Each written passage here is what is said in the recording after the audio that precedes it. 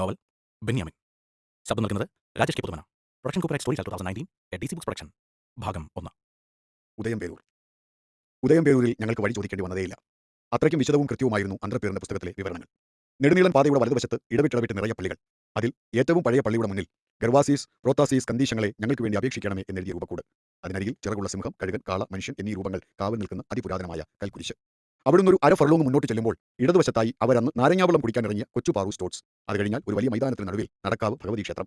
അതിന്റെ വലതുവശത്തുകൂടി കിഴക്കോട്ട് കിടക്കുന്ന വഴി ഒരു 1/2 കിലോമീറ്റർ ചെല്ലുമ്പോൾ ഒരു വളവും ചെറിയ കയറ്റവും.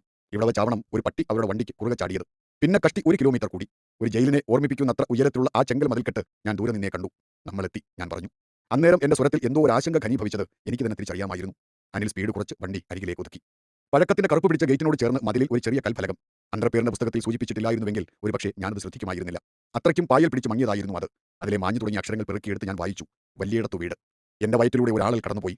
പക്ഷേ അനിലിന്റെ മുന്നിൽ ഞാനത് പ്രകടിപ്പിച്ചില്ല. ഗേറ്റ് തുറന്നു കിടക്കുകയായിരുന്നു. അനിൽ വണ്ടി അകത്തേക്കെടുത്തു. വളരെ പഴക്കം ചെന്ന എന്നാൽ ഇപ്പോഴും പുതുമ തോന്നിക്കുന്ന ഒരു ഇരുനില മാളിക ഞങ്ങൾക്ക് മുന്നിൽ പ്രത്യക്ഷമായി. ഉരുളൻ കല്ലുകൾ വെള്ളപാകിയ മുറ്റത്ത് നൂറ്റാണ്ടുകളുടെ പ്രായം തോന്നിക്കുന്ന ഒരു കള്ളിപ്പാല പന്തൽ വിരിച്ചു നിൽപ്പുണ്ട്. അതിന്റെ ചുവട്ടിലേക്ക് ഞങ്ങൾ വണ്ടി ഒതുക്കി. അകത്തു നിന്നും ഒരാൾ ഓടി ഇറങ്ങി വന്ന് കാര്യം തിരക്കി. സേവയ്ക്കാണ്, അനിൽ വണ്ടിയിൽ നിന്ന് ഇറങ്ങിക്കൊണ്ട് പറഞ്ഞു. മുൻകൂട്ടി ബുക്ക് ചെയ്തിട്ടുണ്ടോ?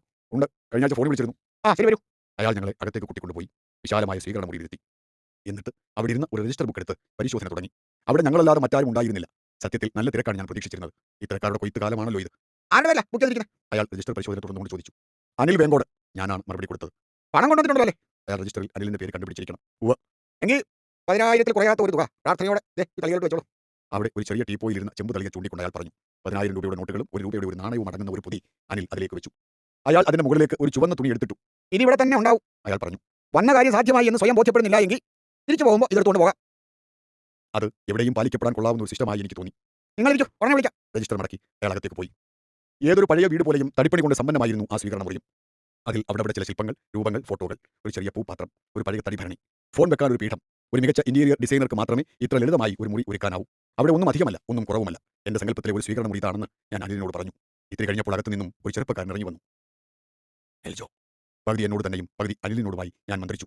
ഫോട്ടോ കോപ്പി എന്ന് അനിലും പിറുപിറുത്തു.